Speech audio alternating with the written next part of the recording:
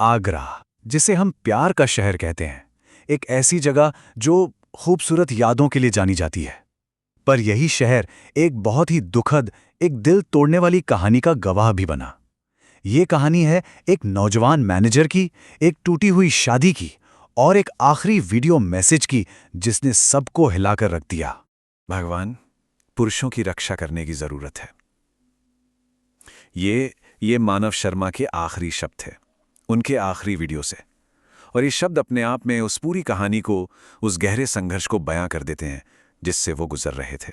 तो चलिए कहानी की शुरुआत से शुरू करते हैं। इस पूरी ट्रेजेडी के होने से पहले मानव की जिंदगी कैसी थी? उम्मीदों से भरी एक परफेक्ट जिंदगी।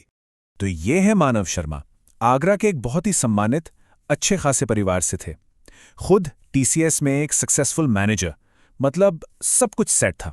एक अच्छी नौकरी, एक अच्छा परिवार, जिंदगी एकदम स्थिर थी। बस एक पार्टनर की तलाश थी जिसके साथ वो अपनी आगे की जिंदगी बिता सकें। और फिर उन्हें वो हमसफर मिली निकिता शर्मा के रूप में। 23 जनवरी 2024 को दोनों की शादी हुई, बहुत धूमधाम से। इसके ठीक बाद फरवरी में मानव निकिता को लेकर मुंबई चले गए, जहां वो काम करते थे। और कुछ महीनों तक तो सब कुछ एकदम परफेक्ट लग रहा था, एक खुशहाल, नॉर्मल मैरिड लाइफ। पर जैसा कि इस अक्सर कहानियों में होता है, इस खुशहाल जिंदगी के पीछे एक ऐसा सच छिपा था जिसने सब कुछ बिखेर कर रख दिया। एक ऐसा टर्निंग पॉइंट आया जिसने मानव की दुनिया को हमेशा के लिए बदल दिया। तारीख थी 3 जनवरी 2025। सिर्फ एक इंस्टाग्राम मैसेज, और इसी एक मैसेज ने सब कुछ बदल कर रख दिया। ये वो मैसेज था जो मानव की जिंदगी का सबसे बड़ा और दर्दनाक सच सामने लेकर आया।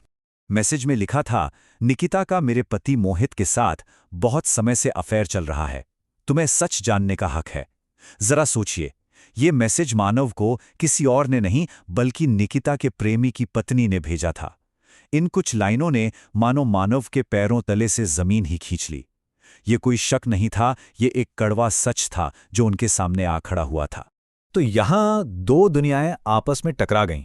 एक तरफ मानव, जो इस शादी को पूरी ईमानदारी से निभा रहे थे, एक नया भविष्य बना रहे थे, और दूसरी तरफ निकिता का वो राज, एक पुराना अफेयर जिसे वो शादी के बाद भी कथित तौर पर जारी रखने वाली थी। जब मानव ने निकिता से इस बारे में बात की तो पहले तो उसने इनकार किया, लेकिन फिर उसने सब कुछ मान लिया। सच सामने आने के बाद ऐसा लगता है कि शायद अब चीजें सुलझेंगी, पर ऐसा नहीं हुआ, बल्कि मानव के लिए एक और भी भयानक दौर शुरू हो गया। वो एक ऐसे जाल में फंस गए जहां से बाहर निकलना लगभग नामुमकिन लग रहा था।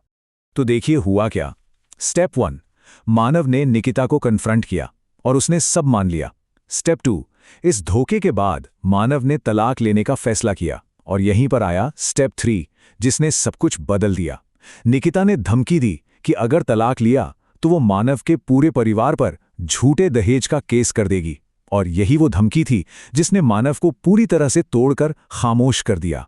ये सिर्फ एक धमकी नहीं थी, ये एक हथियार था, एक ऐसा हथियार जिसने मानव को इमोशनली पूरी तरह से तोड़ दिया। वो गहरे डिप्रेशन में चले गए। उन्हें फंसा हुआ, एकदम हेल्पलेस महसूस होने लगा। बात इतनी बढ़ गई थी कि उन्होंने मुंबई में खुद को नुकसान पहुंचाने की भी कोशिश की। उस वक्त तो वो बच गए थे, पर परिवार की बदनामी का डर उन्हें अंदर ही अंदर खाए जा रहा था। और फिर वो आखिरी दिन आए जब मानव ने अपना दर्द, अपना सच दुनिया के सामने रखने का फैसला किया, लेकिन एक बहुत बहुत ही दुखद तरीके से। ये उनके आखिरी 48 घंटे थे।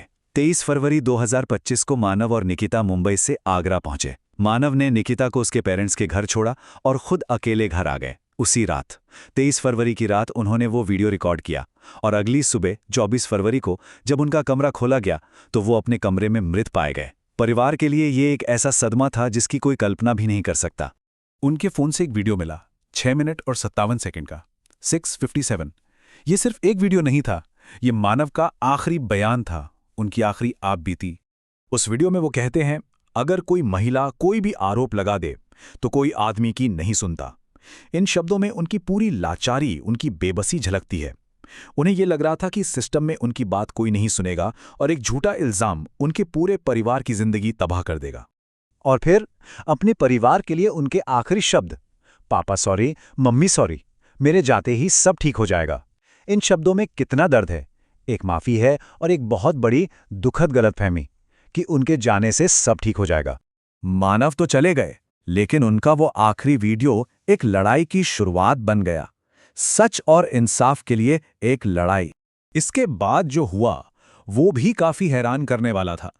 निकिता ने सोशल मीडिया पर 2 वीडियो पोस्ट किए।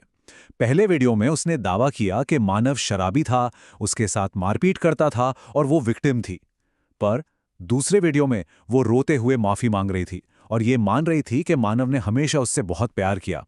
अब ये 2 एकदम अलग-अलग बयान, इनसे उसके दावों पर बहुत बड़े सवाल खड़े हो गए। जब पुलिस ने जांच शुरू की तो पता चला कि निकिता और उसका परिवार तो फरार है। करीब 39 दिनों के बाद उन्हें अहमदाबाद से अरेस्ट किया गया और फिर जांच में एक के बाद एक चीजें सामने आईं। पूरे 500 पन्नों की चार्जशीट, 17 गवाहों के बयान और सबसे जरूरी व्हाट्सएप चैट्स, जिनसे यह साबित हुआ कि निकिता शादी के बाद भी अफेयर जारी रखना चाहती थी। इन सब ने मानव के वीडियो की हर बात को सच साबित कर दिया। फिलहाल निकिता और उसका परिवार जेल में है। उन पर भारतीय न्याय संहिता की धारा 108 यानी आत्महत्या के लिए उकसाने का चार्ज लगा है। इसमें 10 साल तक की सजा हो सकती है। अभी केस चल रहा है और अंतिम फैसला आना बाकी है। मानव की ये कहानी हमें एक बहुत ही जरूरी और गंभीर सवाल के साथ छोड़ जाती है। कहाँ है वो लाइन एक पर्सनल ट्रेजेडी और इमोशनल अब्यूज के क्रिमिनल एक्ट के बीच? ये कहानी एक रिमाइंडर है कि मेंटल हेल्थ कितनी जरूरी है और इमोशनल शोषण के नतीजे कितने खतरनाक हो सकते हैं।